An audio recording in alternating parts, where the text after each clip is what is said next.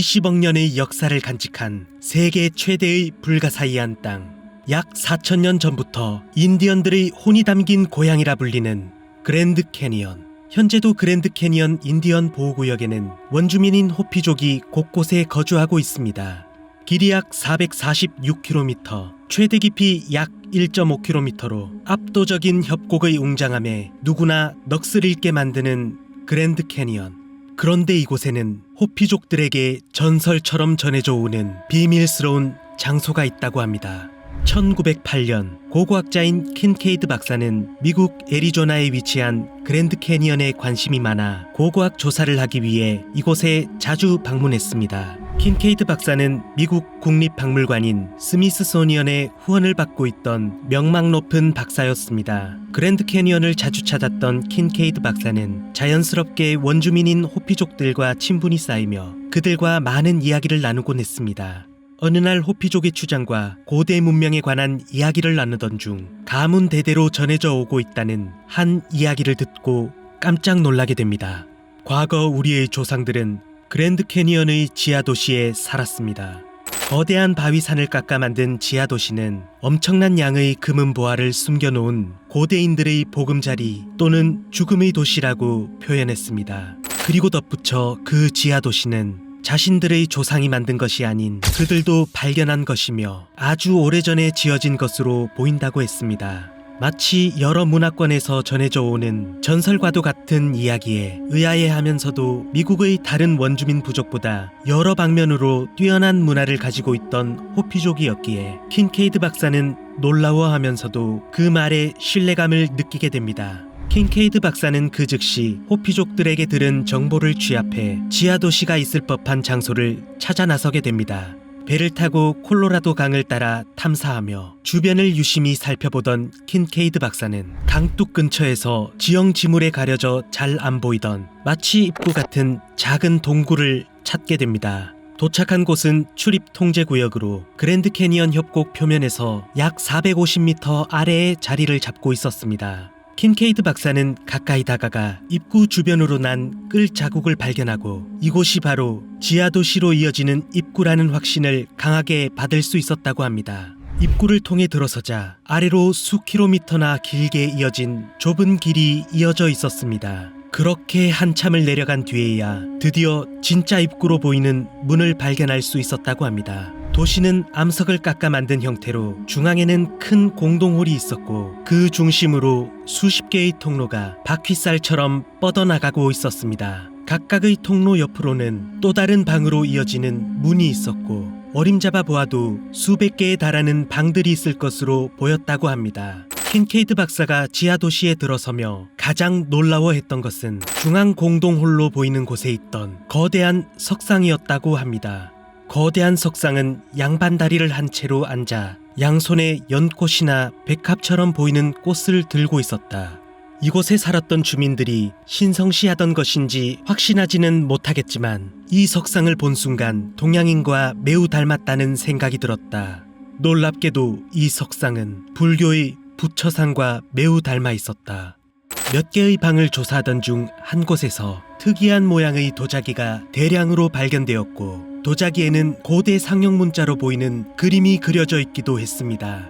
킨케이드 박사는 지하도시를 탐사하면 할수록 각종 유물과 흔적들을 보고 마치 여러 문명을 뒤섞어 놓은 듯한 모습에 상당한 괴리감을 느꼈다고 합니다. 그는 고고학적으로 상당한 가치를 지닐 것으로 확신하고 탐사를 우선 마무리한 뒤 자신을 후원해준 스미스소니언에 이 사실을 알리고 탐사 지원을 요청합니다. 스미스소니언은 킨케이드 박사가 보내온 자료를 검토한 뒤 곧바로 스미스소니언 소속의 조단 박사와 연구팀을 합류시켜 2차 탐사를 이어나갑니다. 좀 더 깊숙한 곳으로 이동하며 탐사를 진행하게 되는데 이들이 본 지하도시의 크기는 상당했습니다. 방 개수로 추정해 보았을 때 이곳에는 약 5만 명 정도를 수용할 수 있었던 것으로 추정되었습니다. 그리고 탐사를 이어나갈수록 놀라움의 연속이었습니다. 지하도시를 둘러보던 탐사대는 굉장히 넓은 방으로 들어서게 되는데, 이곳에는 아마퍼로 감싼 수백 구의 미라들이 벽면의 각 층에 놓여 있었고 모두 남성의 미라로 보였다고 합니다. 놀라운 점은 이 미라들의 크기가 평균 2.7m에 달했다고 합니다. 고대 거인에 대한 문명의 이야기를 익히 들었던 킨케이드와 조단 두 박사는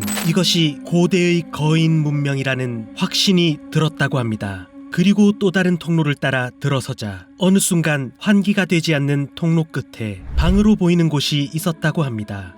이 방을 보는 순간 섬뜩한 느낌이 들었다. 우리는 그 방으로 들어가지 못했다. 방으로 보이는 곳은 코를 찌르는 역겹고 독한 냄새가 풍겨왔다. 입구 주변으로 손전등을 비추어 보았지만 내부에 자욱하게 퍼져 있는 연기와 칠흑 같은 어둠으로 방 내부를 보는 것은 역부족이었다. 이곳에 고대인들이 치명적인 가스나 화학물질을 의도적으로 깔아두었다면 이 내부는 절대 평범한 곳은 아닐 것이다.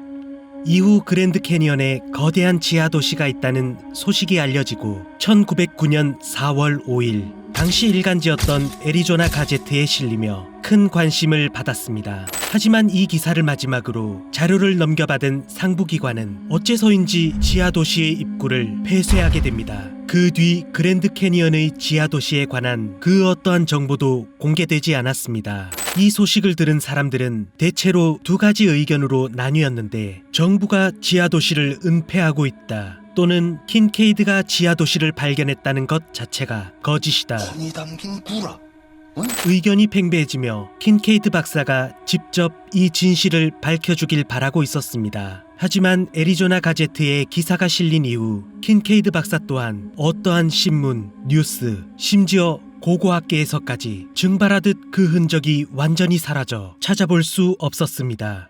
20세기 초 음모론이 난무하던 시기에 지역신문에 실렸다는 것 자체만으로 지하도시가 진실이라 확신할 수는 없지만, 킨케이드 박사는 분명 존재했던 사람이고 미국 국립박물관인 스미스소니언의 지원이 있던 탐사였다고 알려져 있습니다.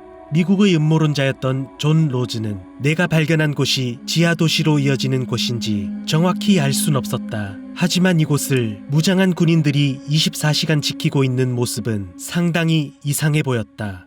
킨케이드 박사가 발견한 그랜드 캐니언의 지하도시가 사실이라면 이곳은 문명, 종교, 인종, 거인, 초고대 문명 등 다양한 비밀들이 뒤섞여 있는 20세기 최초의 미스터리한 장소가 되는 것입니다. 호피족의 전설에 따라 킨케이드가 찾았다는 지하도시는 어쩌면 우리가 알지 못하는 비밀들을 간직한 채 다시 잠들어버린 것은 아닐까요? 그리고 킨케이드 박사는 어디로 사라진 것일까요? 100년이 넘는 시간 동안 베일에 감춰져 무성한 소문만이 남은 그랜드 캐니언의 지하도시는 실제로 존재하는 것일까요? 새벽 까마귀였습니다.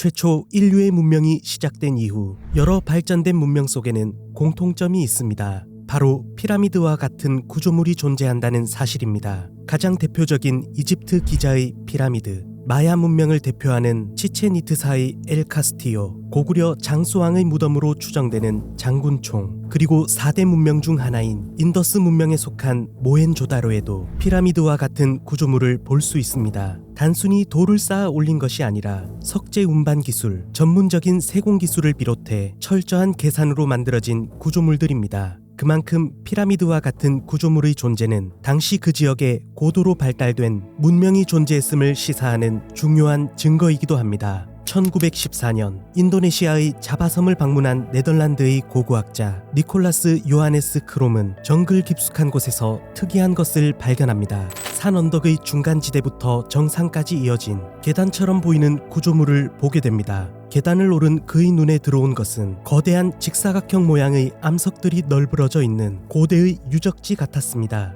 언덕의 이름은 빛의 산, 깨달음의 산이라는 의미의 구능 파당, 당시 고대 유적지임을 확신하고 연구를 위해 추가적인 조사팀 파견을 정부에 요청했지만 큰 관심이 없었던 네덜란드 정부는 이를 거절하게 되고 산속에 묻혀있던 미스터리한 유적지는 발견과 동시에 다시 한번 잊혀지게 됩니다. 시간이 흘러 1979년 자바섬의 지역 주민들에 의해 군웅파당은 다시 한번 알려지게 됩니다. 이 소식은 인도네시아 고고학 연구소와 정부의 관심을 끌며 곧바로 고고학 조사와 복원 작업에 착수하게 됩니다. 해발 885m에 위치한 군웅파당의 정상에서 발견한 암석들은 단순히 널브러져 있는 돌처럼 보였지만 자세히 관찰한 이 암석들은 누군가가 의도적으로 배치한 것처럼 보였습니다. 그리고 이 돌들에는 인위적으로 가공한 형태를 띠고 있었고 그 수가 상당했습니다. 이 암석들은 화산암으로 용암이 폭발한 뒤 급격하게 식으며 만들어진 것으로 밝혀졌습니다. 당시 이 유적지를 두고 기원전 1000년에서 200년까지 그 시기도 제각각이었습니다. 군웅파당은 분명 흥미로운 발견이긴 했지만 그 뒤 이렇다한 발견은 없었고 단순히 옛 선조들의 정착지였을 것으로 생각하고 주변의 조사와 복원에 집중했습니다. 그러던 2011년 평소 군웅파당에 관심이 많았던 인도네시아의 지질학자 데니 힐만 나타위 자자 박사는 산 정상에 위치한 유적보다는 언덕의 형태에 더 주목하게 됩니다. 지질학자였던 그가 보았을 때 일반적인 지형 침식의 형태와는 사뭇 달라 보였던 것입니다. 나타위 자자 박사는 언덕의 아래로 특별한 비밀이 숨겨져 있을 것으로 생각하고 조사팀을 꾸려 연구를 시작합니다. 코어 드릴을 이용해 언덕의 흙을 걷어내자 그동안 볼 수 없었던 3개의 문화층이 드러납니다. 군웅파당은 총 5개의 문화층으로 이루어져 있었고 나타위 자자 박사는 새롭게 발견한 3개의 문화층에 대한 탄소 연대를 측정하게 됩니다. 산 정상과 가까운 문화층은 기원전 1500년에서 500년, 두 번째 문화층의 연대는 기원전 5200년이란 사실이 밝혀진 것입니다. 이 결과는 군웅파당은 지금으로부터 7000년 전 이곳에 문명이 존재했다는 증거가 되는 것이기도 했습니다. 뒤이어 마지막 3번째 문화층을 조사하는 과정에서 더욱 놀라운 결과를 얻게 되는데 마지막 문화층의 연대가 무려 기원전 24,000년경으로 드러난 것입니다. 이 발견은 이집트의 피라미드와 최초의 문명이라 알려진 수메르 문명보다도 2만 년 이상 더 앞선 문명이었다는 뜻이기도 했습니다. 나타위 자자 박사의 연구팀은 더욱 심층적인 조사를 위해 지상투과 레이더를 이용한 단층 촬영을 진행하게 됩니다. 그러자 산 지표면의 아래에서 총 3개에 달하는 대형 직사각형의 방으로 보이는 넓은 공간이 발견된 것입니다. 자연적인 언덕 안으로 이러한 방이 존재한다는 것은 불가능하며 산으로 보이는 것 자체가 거대한 구조물이라 판단하였습니다. 군웅파당은 그동안 우리가 알지 못했던 잃어버린 문명의 흔적일 것입니다. 이것은 새로운 형태의 세상에서 가장 오래된 피라미드입니다. 나타위 자자 박사가 밝혀낸 이 충격적인 사실은 곧장 고고학계에 큰 파장을 불러일으키게 됩니다. 하지만 주류 학자들은 나타위 자자 박사의 연대를 받아들이지 못했습니다. 흥미로운 데이터를 보이는 것은 맞지만 건설 시기에 대한 탄소 연대 측정에 오류가 있었을 것이라며 비판하기 시작합니다. 24,000년 전 당시 인류의 기술력을 고려했을 때 피라미드를 건설할 정도의 석공 기술이 존재했을 것이라는 점이 의문이라 판단한 것입니다. 군웅파당이 인간에 의해 만들어졌다는 명확한 증거가 없다며 자연적인 풍화작용과 암석들의 움직임으로 인해 생성된 것으로 보인다고 지적하기도 했습니다. 그리고 나타위 자자 박사가 인도네시아의 지질학자인 점이 고고학계의 신빙성을 얻기에는 부족하다고 주장하였습니다. 나타위 자자 박사는 이에 즉각 반박하기 시작합니다. 군웅파당의 기둥 모양 돌은 크고 질서정연하게 배치되어 있으며 무게가 최대 300kg에 달하는 돌들이 상당한 거리를 자연적으로 이동했을 가능성이 더 희박하다고 지적한 것입니다. 그리고 문화층의 형태나 건축물의 양식이 종교적 형태를 가지고 있어 이것은 분명 우리가 알고 있는 최초의 문명보다도 아득히 먼 고대인에 의해 건설된 문명의 증거라 주장했습니다. 하지만 나타위 자자 박사의 발표가 있고 얼마 지나지 않아 인도네시아 정부는 군웅파당 연구에 대한 고고학계의 반발이 거세다는 이유로 연구를 중단시켜버립니다. 지금으로부터 24,000년 전 건설되었을 것으로 추정되는 거대한 피라미드 유적은 또다시 미스터리를 품은 채 남겨지게 되었습니다. 현재도 나타위 자자 박사의 논문은 국제고고학 탐사학회를 통해 논문에 대한 적합성을 검토하는 중입니다. 이를 두고 일부 신비론자들은 주류 학계에서 알려지지 않은 초고대 문명의 존재를 인정하지 않기 때문이라고 주장합니다. 인류는 수백만 년을 살아오는 동안 지구 문명이 특정 시기를 기준으로 지구 리셋설이라 불리는 몇 번의 초기화되는 과정을 거쳤을 것으로 생각하고 있습니다. 나타위 자자 박사의 연구 내용과 초고대 문명설, 지구 리셋설을 연결해 본다면 진보된 기술을 가진 그들은 어째서 멸망을 피하지 못했던 걸까요? 영국의 작가 그레이엄 핸콕은 전 세계 문명에는 대홍수와 관련된 전설이 있듯 군웅파당의 지역 주민에게도 창조신인 데바타가 대홍수를 일으킨 전설이 전해지고 있다며, 이런 전설들은 각 지역에 괜히 존재하는 것이 절대 아니라고 주장하기도 했습니다. 우리는 역사의 극히 일부분만 알고 있습니다. 이곳 군웅파당에 엄청난 비밀이 잠들어 있다고 생각됩니다. 군웅파당의 논란이 지역사회에 적대감을 불러일으키지 않기를 바랍니다. 우리는 군웅파당에 대한 연구를 수행하고 싶어하는 전 세계 과학자들에게 열려 있습니다. 군웅파당은 과연 현재 인류가 발견한 가장 오래된 문명이자 피라미드인 걸까요? 현재 우리가 알고 있는 역사가 인류의 모든 역사이자 시작과 끝이라고 말할 수 없습니다. 어쩌면 고고학의 역사는 처음부터 다시 쓰여야 할 것입니다. 여러분은 어떻게 생각하시나요? 새벽 까마귀였습니다.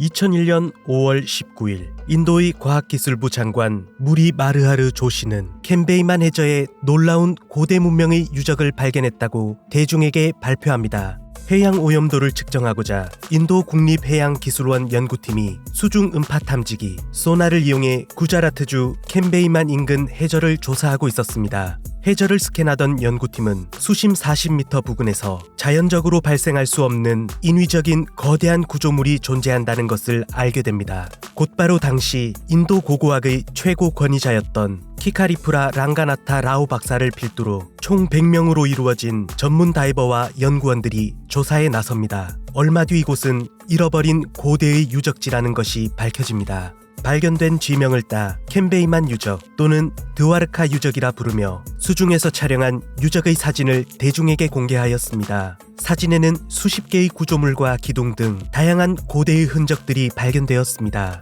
조사가 거듭될수록 캔베이만에서 발견된 드와르카 유적은 생각 이상으로 놀라웠습니다.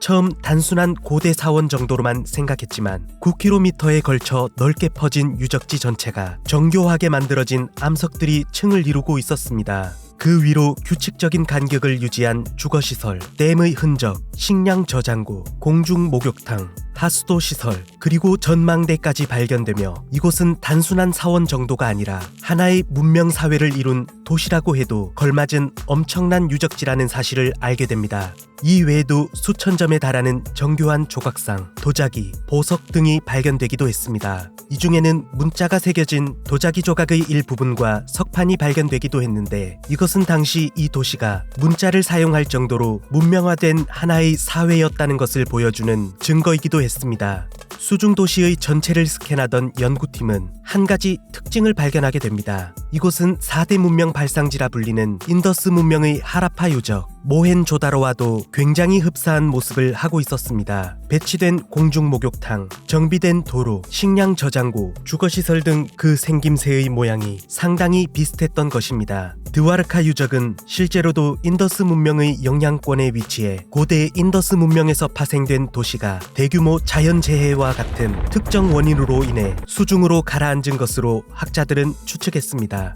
하지만 유적지의 연구가 거듭될수록 놀라움의 연속이었습니다. 뒤이어 이어진 탄소연대 측정 결과는 라오 박사를 포함한 전 세계 고고학계에 큰 파장을 불러일으키는 충격적인 결과치를 보이게 됩니다. 인더스 문명의 하라파 유적이나 모헨조다로는 기원전 2500년에 번성한 도시였습니다. 연구팀은 같은 인더스 문명권에 있었던 드와르카 유적도 비슷한 시기일 것으로 예측했지만 그 결과는 압도적인 차이를 보였습니다. 드와르카 유적에서 발견한 유물의 연대가 무려 기원전 7500년으로 지금으로부터 약 9500년 전에 만들어진 것으로 밝혀진 것입니다. 이 연대는 단순히 인더스 문명보다 더 오래된 고대의 문명 정도로 판단하기에는 고고학계에 문제가 있었습니다. 이번 발견으로 기존에 우리가 알고 있던 연대에 큰 문제가 생겼다. 어쩌면 우리는 고고학의 기원에 대한 인류 전체 문명사를 처음부터 다시 써야 할 수도 있다.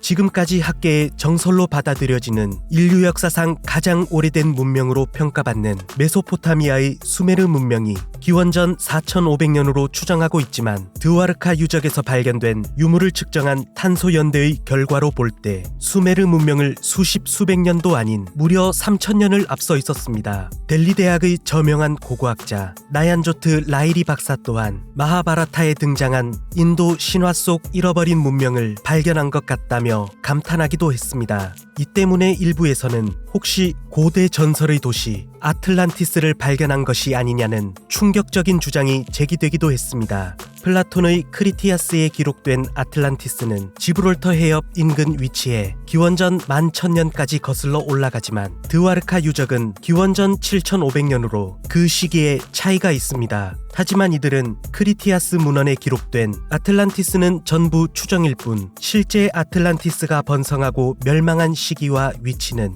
우리의 예상을 완전히 벗어나 있을 확률이 크다고 주장했습니다. 하지만 아틀란티스는 플라톤의 크리티아스에 등장하는 전설의 도시일 뿐 드와르카 유적을 아틀란티스라 주장하는 것은 그 근거가 너무나 빈약하고 어디에서도 아틀란티스의 흔적이라 볼 만한 증거가 발견된 적이 없어 주류 학자들에게는 큰 관심을 받지 못했습니다. 그리고 이어서 탄소연대 측정의 결과에 의문을 표하는 학자들이 생기기 시작했습니다. 드와르카 유적에서 발견된 유물 대부분의 탄소연대가 매우 폭넓게 측정되어 특정 연대를 밝히기에는 상당히 힘들었습니다. 그리고 문제의 기원전 7,500년이라 추측한 유물은 사용처를 정확히 알 수 없는 나무 조각에서 비롯된 것으로 탄소연대 측정에 문제를 지적했습니다. 이를 통해 탄소연대 측정을 비롯해 모든 조사를 처음부터 다시 해보아야 하는 것이 아닌가 하는 의문을 표하는 학자들도 있었습니다. 분명 하라파 유적과 일치성을 보이는 것은 인정하지만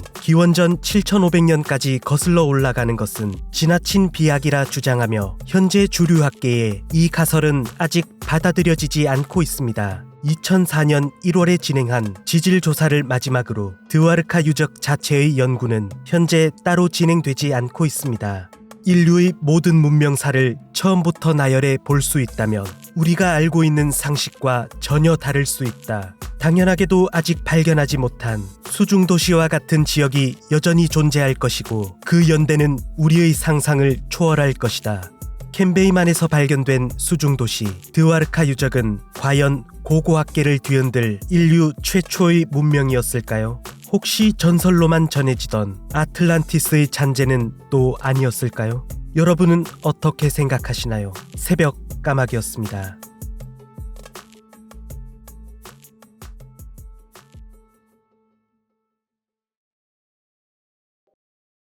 고대 문명의 흔적을 쫓아 그 길을 걷다 보면 언제 누가 만들었는지 알 수 없으며 그 시대에 존재해서는 안 될 기술과 지식 그리고 유물과 기록들, 우린 이를 오파츠라 부릅니다. 미국의 생물학자 이반 샌더슨이 처음으로 주장한 용어로 고고학, 역사학, 고생물학적으로 먼 과거 존재했던 문명의 수준보다 월등히 높은 수준의 물건이 발견되거나 그 시대에 불가능해 보이는 비정상적인 기술 등을 통칭합니다. 그렇기에 오파츠를 보고 어떤 이는 외계 문명의 기술 또는 초고대 문명의 존재를 거론하기도 합니다. 그러나 오파츠라 불리는 유물들 대부분은 과학적으로 설명이 가능한 유물이거나 부풀려진 소문 또는 돈을 목적으로 한 사기임이 드러난 경우가 많습니다. 그렇기에 이를 기대했던 사람들에게 큰 실망감을 안겨주곤 했습니다. 그런데 기원전 1세기, 지금으로부터 대략 2100년 전 우리나라로 치자면 주몽이 고구려를 건국했을 무렵과 같은 시기 고대 그리스에서 사용된 컴퓨터가 발견되었다면 과연 진실일까요? 1900년 4월 에게해를 항해 중이던 디미트리오스 콘도스는 폭풍우를 피해 크레타 섬 북서쪽에 위치한 안티키테라 섬에 잠시 정박하게 됩니다. 날이 완전히 개길 기다리며 대기하던 중 선원의 잠수부였던 엘리어스 스타디아티스가 섬 앞바다 해저 45m 지점에 가라앉은 난파선과 그 주변으로 오래되어 보이는 수많은 유물을 발견하게 됩니다. 그 뒤 그리스로 돌아온 콘도스는 이를 아테네시에 해당 난파선에 대해 알렸고 큰 화제가 되어 정부 측은 곧장 연구팀을 파견해 인양 작업을 시작하게 됩니다. 1901년까지 진행된 인양 작업 과정에서 엄청난 양의 놀라운 고대 유물들을 발견하게 되는데 그리스 신을 본떠 만든 조각상과 독특한 모양의 유리 공예품까지 유물 하나하나가 고고학적 가치를 지닌 놀라운 발견이었습니다. 그러던 1902년 5월 17일 고고학자였던 발레이오스티스가 안티키테라 섬의 난파선을 조사하던 중 해저 바닥에서 심하게 부식되어 바위에 껴있던 톱니바퀴로 된 조각들을 발견합니다. 이 톱니바퀴는 정교하게 만들어진 다른 여러 톱니바퀴와 맞물리는 구조로 된 일종의 기계로 보였습니다. 하지만 톱니바퀴로 보이는 이 조각은 정교한 세공 기술과 고도의 지식이 필요했을 거라 판단했을 뿐 해당 유물이 만들어진 시기를 유추하기 힘들었고 이 톱니바퀴가 어떤 역할을 위해 만들어진 기계인지 학자들 저마다의 의견을 제시할 뿐 당시 기술로는 정확히 알 수 없었습니다. 이 톱니바퀴는 발견된 지명을 따 안티키테라 기계라는 이름을 붙이고 50년이란 오랜 세월 동안 그 정체가 무엇인지 몰라 한동안 방치되어 있었습니다. 1951년 영국 예일대 물리학자 데릭 솔라 프라이스 박사가 이 톱니바퀴에 관심을 가지며 정밀한 조사를 다시 시작하게 됩니다. 전체의 일부분만 발견된 것으로 판단되었고 여전히 해당 기계는 무엇을 위해 만들어졌는지 용도를 파악하기 힘들었습니다. 시간이 흘러 1974년 안티키테라 기계를 오랜 시간 집요하게 연구한 프라이스 박사와 연구진들은 그 놀라운 결과를 논문으로 발표하게 되었습니다. 그 결과 난파선 주변 유물과 함께 발견된 동전들의 연대로 볼 때 기원전 1세기 초반에 제작된 것으로 판단되었고 엑스레이로 촬영해본 결과 안티키테라 기계 내부는 청동판으로 된 톱니바퀴 안으로 다른 여러 톱니바퀴가 추가로 존재한다는 사실을 알아내게 됩니다. 안티키테라 기계는 약 30cm의 나무 상자에 들어있는 3개의 다이얼, 2개의 바늘, 30개 이상의 톱니바퀴로 이루어진 고대의 천체 관측용 컴퓨터라는 놀라운 사실을 알게 되었습니다. 1년 365일을 정확하게 표시하고 있는 눈금, 그리고 항해에 꼭 필요한 별자리를 통해 현재의 위치를 가늠할 수 있는 장치, 바늘을 이용해 태양과 달의 움직임을 정확히 알 수 있었고 달의 일식과 월식 주기 또한 계산할 수 있었습니다. 더 놀라운 점은 기계를 고의로 늦게 회전시켜 4년에 한 번 2월에 하루가 더해지는 윤년의 개념까지 도입되어 있었습니다. 하지만 많은 시행착오를 겪으며 학자들이 예측한 안티키테라 기계의 설계도대로 제작해보았지만 완벽하게 재현해내는 것은 불가능했습니다. 안티키테라 기계의 작동 원리에 관한 많은 자료를 수집해 복제품을 만들었지만 이 장치가 어떻게 작동하는지를 완벽하게 파악하지 못했다.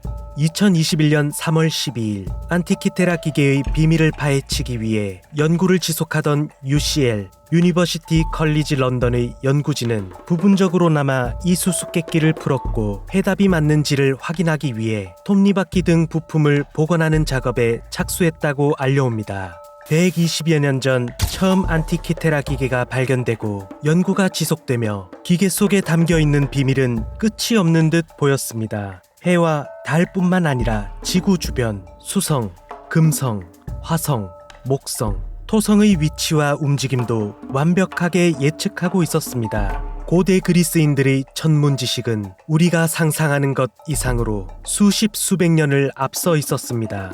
과연 기원전 1세기 고대 그리스인들이 이런 기계 장치를 만들 기술이 있었다면 그 지식으로 무엇을 더 만들어낼 수 있었을까요?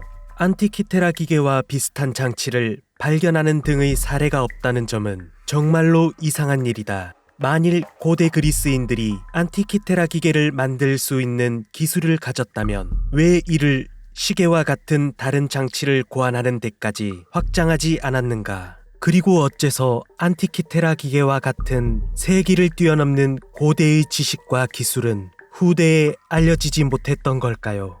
지금으로부터 약 2100년 전 누가 어떤 지식과 기술을 발전시켜 만들 수 있었던 건지, 아직도 우리가 모르는 비밀을 얼마나 더 안티키테라 기계는 가지고 있는 걸까요? 지금도 다 풀지 못한 미스터리를 간직한 채 먼 과거 기원전 1세기에 만들어진 이 작은 안티키테라 기계를 두고 고대의 선조들은 21세기 오늘날의 학자들을 시험하고 있습니다. 고대 그리스의 아날로그 컴퓨터라 불리는 진정한 오파츠 안티키테라 기계, 여러분은 어떻게 생각하시나요? 새벽 까마귀였습니다.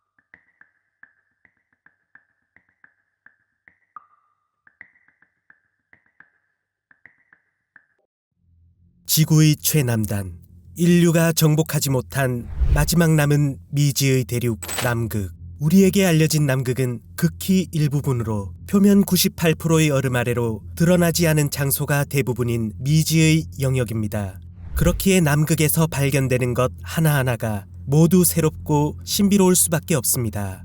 내륙의 연평균 기온 영하 55도에 최저 영하 98.6도를 기록하며 남극의 혹독한 환경으로 인해 탐사를 시도하는 것조차 절대 쉬운 일이 아닙니다. 현재와 같은 기온으로는 남극을 완전히 정복하는 것은 불가능할 것이라고도 합니다. 하지만 인간의 탐구심 또한 두려움을 모른 채 남극을 연구하기 위해 많은 연구자가 끊임없이 도전하고 현재도 그 연구를 이어나가고 있습니다. 그러던 2016년 11월 21일 영국의 신문사 더선은 남극에서 피라미드 형태의 구조물이 발견되었다는 놀라운 소식을 알려옵니다. 처음 발견된 시기는 2012년으로 당시에도 기사가 나왔지만 이상하게도 대중들에게 알려지지 않은 채 2016년이 되어 다시 한번 기사화가 되어 화제가 된 것입니다. 2012년 9월 미국을 주축으로 유럽 일부 국가가 참여해 8명으로 구성된 국제연구팀이 남극을 탐사하던 중 평지에 우뚝 솟은 사면체의 구조물을 발견하게 됩니다. 눈으로 덮인 구조물은 이집트의 피라미드와 매우 흡사한 모습을 하고 있었습니다. 하지만 그 크기가 매우 거대했는데 현재 이집트 기자의 대피라미드가 138m인 반면 남극에서 발견된 피라미드는 빙하 위로 드러난 크기만 무려 400m에 육박해 보였다고 합니다. 남극 얼음의 평균 두께는 약 2500m 정도가 된다고 합니다. 이 피라미드가 빙하의 아래까지 이어져 있다고 가정하면 그 크기는 상상을 초월하는 엄청난 크기의 구조물이 되는 것입니다. 하지만 어째서인지 최초로 발견한 연구팀은 발견한 사실만을 알린 채 어떠한 정보도 제공하지 않은 상태였습니다. 심지어 남극에 있다는 것만 알려진 채 정확한 위치가 공개되지 않아 음모론만 생성될 뿐이었습니다. 이를 기사로 접한 사람들은 남극 피라미드를 최초로 발견한 국제연구팀이 전 세계가 혼란에 빠질 것을 염려해 정보를 공개하지 않은 것이다, 또는 탐사를 주최한 미국 정부가 남극에서 발견된 초거대 문명을 감추려고 하는 것이 아니냐는 의견이 제기되기도 했습니다. 또 남극에서 피라미드가 발견되었다는 것 자체가 거짓이다 라는 주장도 이어져 갔습니다. 이를 본 수많은 유저가 구글 어스를 통해 남극을 샅샅이 뒤지며 결국 피라미드로 보이는 한 지형을 찾아내게 됩니다. 공개된 좌표에는 실제로 피라미드로 보이는 구조물이 존재하고 있었습니다. 혹독한 자연 환경으로 인해 원주민들조차 단 한 번도 발길을 들인 적이 없었던 남극에 사실상 건축물이라고 생각하기에는 믿기 힘든 이야기일 수밖에 없었습니다. 남극 피라미드는 빙하로 둘러싸인 누나타크 지형의 산 중 하나일 뿐이다. 캘리포니아 대학 지구시스템 과학 교수 겸 미 항공우주국 나사의 연구원 에릭 리그노트는 분명 내면이 모두 이런 형태를 띠는 것은 흔하지 않지만 불가능한 것은 아니다. 오랜 세월 침식으로 생긴 것일 뿐이며 특히나 남극과 같은 혹독한 자연 환경에는 특별한 것이 아니라고 했습니다.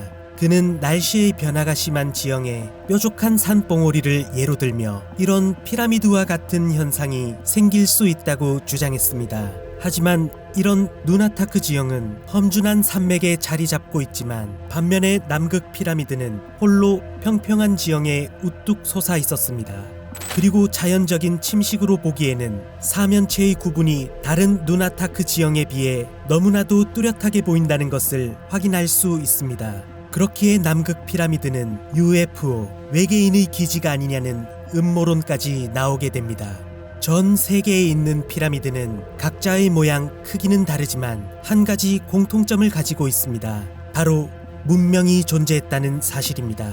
1986년 오하이오 주립대학의 고생물학자 피터 웹은 남극을 탐사하던 중 숲의 흔적을 발견하기도 하였습니다. 실제로 지구는 수만 년의 주기로 기후의 변화를 보여왔습니다. 이에 더해 2012년 8월 독일 괴테대학의 요르그 프로스 교수 연구팀이 탐사를 통해 1500만 년 전 남극 대륙은 아열대 지방에서 자라는 야자수와 바오밤 나무가 울창했을 것이라고 네이처지를 통해 발표하기도 했습니다.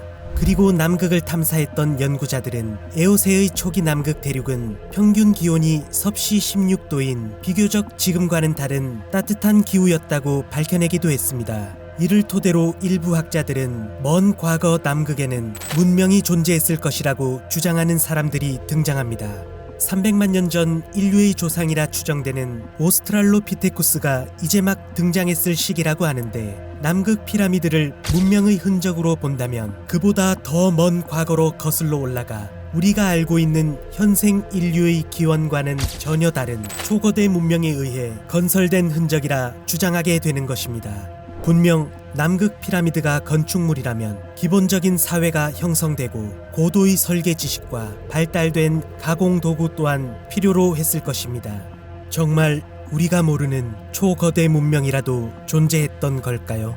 그게 아니면 자연적으로 우연히 발생한 조금 특별한 지형일 뿐인 걸까요? 혹독한 환경으로 여전히 쉽게 접근할 수 없어 지금으로서는 남극 피라미드의 정체가 무엇인지 정확하게 밝혀지진 않은 상태입니다. 남극 피라미드에는 어떤 비밀이 숨겨져 있을까요? 현재 지구온난화로 인해 남극의 얼음은 차츰 녹고 있습니다. 하지만 여전히 쉽게 접근할 수 없고 아직도 얼음 아래로 수많은 수수께끼를 간직한 미지의 영역 남극. 그 얼음 아래로 잠들어 있는 남극의 수수께끼는 언제쯤 풀리게 될까요? 새벽 까마귀였습니다.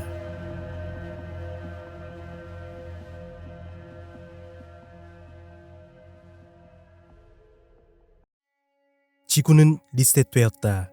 먼 과거 인류는 지금보다 더 발전된 기술과 문명을 이루고 있었지만 어떠한 이유로 사라져 다시금 문명이 시작된다는 가설이 있습니다. 이러한 주장을 하는 사람들은 가설을 입증하기 위해 다양한 오파츠를 발견했다거나 고대 유적에서 그 시대에 존재할 수 없는, 도저히 이해할 수 없는 벽화와 유물을 보며 그 흔적을 찾았다고 주장하고 있습니다. 하지만 이는 과도한 해석에서 발생한 경우이거나 과거에서부터 계속 덧대어 만들어지고 모양이 변형되어 현재 우리가 보던 익숙한 물체에 시각이 맞춰지며 생각하게 되고 그로 인해 오인하게 되는 경우, 그리고 현대에 와서 재건축과 복원 작업에서 새겨놓은 것, 그리고 의도적으로 조작된 것들이 대부분입니다. 진실을 모르는 경우 사람들은 또 다른 의미를 부여하게 되며 계속 오파츠가 만들어지고, 이는 신비로움을 이용한 관광 사업과 개인적인 돈을 목적으로 묵인하는 경우가 많습니다. 그렇다 하더라도 반드시 이러한 경우만 존재하는 것이 아니라 아직 유적지에 대한 의미와 사용처가 불분명한 유물 또한 분명 존재합니다. 초고대 문명이 존재했고 지구는 리셋되었다고 생각하는 사람 중 그 증거라고 주장하는 장소가 있습니다. 튀르키의 샨리 우르파, 해발 760m 산 정상에서 현지인이 우연히 유적으로 추정되는 흔적을 발견하며 1963년 미국의 시카고 대학과 이스탄불 대학이 처음으로 공동 조사를 하며 그렇게 괴베클리 테페는 세상에 알려지게 됩니다. 당시 고고학팀의 피터 베네딕트에 의해 석조 유물과 거석 윗부분이 발견되었지만 이곳은 비잔틴 시대의 단순한 묘비 정도로만 생각하고 더 이상의 발굴 작업은 진행하지 않았습니다. 그리고 시간이 흘러 1994년 독일의 고고학자 클라우드 슈미트 박사는 새로운 발굴지를 찾는 중 우연히 시카고 대학에서 출간한 괴베클리 테페의 보고서를 읽고 흥미를 느끼며 내용을 확인한 뒤 경험을 통해 괴베클리 테페의 유적은 선사시대 유적임을 직감하고 곧바로 발굴 작업을 재개합니다. 그렇게 슈미트 박사를 주축으로 발굴 작업을 진행하며 인류 최초의 사원이라 불리는 괴베클리 테페가 세상 밖으로 그 모습이 모습이 점차 드러나게 되었습니다. 발굴이 진행되며 고고학기에 충격적인 소식이 전해지는데 동위원소 측정과 탄산염을 긁어내어 추정한 예측치에 가장 오래된 석조물은 12,000년 전, 그보다 작은 석조물은 11,000년 전에 지어진 것으로 추정되며 학자들은 놀라움을 금치 못하게 됩니다. 이는 현재 우리가 아는 선사시대의 상식을 완전히 뒤엎어버리는 중요한 발견이었습니다. 최초의 기록으로 남아있는 메소포타미아 지역의 수메르 문명이 기원전 5,000년 전 발전했을 것으로 추측하는데 괴베클리 테페는 이보다도 몇천 년이나 아득히 앞서서 지어진 것이라 이야기합니다. 농경 사회가 시작되기도 전 신석기 시대의 유적으로 보인다는 입장입니다. 고고학계의 기존 학설에 따르면 이러한 거대 유적을 조성하려면 체계적인 토목 활동과 높은 노동력이 필요하고 체계화된 사회 조직이 형성되어야 가능하다고 추측했었습니다. 하지만 괴베클리 테페에서 문자나 운반에 사용된 도구, 토기, 청동기의 사용 흔적이 전혀 발견되지 않는 점, 농기구나 가축 이용을 짐작해야 하는 어떤 유물도 발견되지 않는 점을 보고 토기를 사용하기도 전의 초기 인류가 집단 생활을 하며 사원까지 만들었다는 것은 기존 고고학의 상식에 어긋나는 일이었습니다. 아직 발굴되지 않은 괴베클리 테페의 예상 면적은 약 9만 제곱미터로 축구장 12개에 버금가는 넓이라고 합니다. 이곳에는 T자 모양의 거대한 돌기둥이 세워져 원형을 이루고 있고 이러한 구조물이 20여 개가 있습니다. 돌기둥의 수만 무려 200개가 넘고 가장 큰 것은 5.5m에 최대 무게 또한 50톤에 이릅니다. 이러한 돌을 옮기고 하나의 원형 구조물을 건설하기 위해 동원된 인력만 약 500명이 되었을 것으로 추측하고 있습니다. 이 괴베클리 테페의 돌기둥에서는 다양한 동물과 조류, 파충류, 곤충 등 각종 생물들을 조각해 새겨놓은 것도 수백 개가 있었습니다. 처음 가장 오래된 돌기둥에 새겨진 모양은 학자들이 보기에도 깜짝 놀랄 만큼 정교한 수준이었다고 합니다. 하지만 돌기둥을 어떤 도구로 조각했는지 그 도구에 대해서도 아직 확인된 것이 없다고 합니다. 돌기둥에 새겨진 조각 중에는 천문학적인 의미로 추정되는 모양 또한 존재하며 하늘을 보고 종교적인 의미를 두어 건설되었을 것으로 추측하고 있습니다. 슈미트 박사 또한 괴베클리 테페는 당시 사람들이 믿던 종교의 성소였을 가능성을 제기하며 유적지 근처에서 발견되는 사슴과 가젤의 뼈가 참배자들이 바친 곡물일 것이라 주장했습니다. 기본적으로 농경 생활을 거쳐 정착하며 종교가 발전하고 신전과 도시가 건설되는 것으로 우리는 생각해왔지만 하지만 괴베클리 테페의 형태는 농경 생활이 발전하기 전 신석기 시대 종교적 의미로 사람들이 모이고 그로 인해 농업이 발달하고 집단 생활과 신전을 건설했다는 충격적인 가설입니다. 괴베클리 테페의 의문점은 아직 대부분 해결되지 않은 상태입니다. 어떠한 이유에서 사람들이 모였으며 몇 명이 건설에 참여했는지 건설에 사용된 도구는 무엇인지 정확히 알려진 것이 없습니다. 그리고 이상하게도 시간이 지날수록 그 기술은 점점 퇴보되기 시작하는데 처음 돌기둥에서 발견된 것과 달리 이후 시간이 지나 만들어진 돌기둥에 그려진 조각들은 점점 작아지고 엉성해져 갔습니다. 그러다 기원전 8,000년경에 이르러 어떤 이유에서인지 완전히 버려진 것으로 추정되었습니다. 버려질 때 또한 괴베클리 테페의 모습은 상당히 이상했습니다. 보통의 유적지라면 사람들이 왕래가 점점 줄어들며 자연스럽게 방치되는 것이 보통이지만 괴베클리 테페의 모습은 누군가가 고의로 이곳을 은폐하려는 듯 흙으로 덮어버린 흔적이 발견되었습니다. 이 때문에 당시 이들이 믿던 숭배의 대상이 무엇이며 괴베클리 테페를 은폐하듯 덮어버린 흔적을 보고 이는 지구의 리셋설, 초고대 문명의 증거라고 이야기하는 사람이 나타납니다. 아직도 유적지의 10% 정도만이 발굴된 상태이고 이 유적을 완전히 발굴하는 데 걸리는 시간만 앞으로 70년은 걸릴 것으로 추정하고 있습니다. 괴베클리 테페의 발굴 작업이 활발하게 진행되는 가운데 이곳을 완전히 발굴하게 되면서 마주하게 될 진실은 과연 무엇일까요? 우리의 상식을 뒤바꿀 고대 문명의 흔적일까요?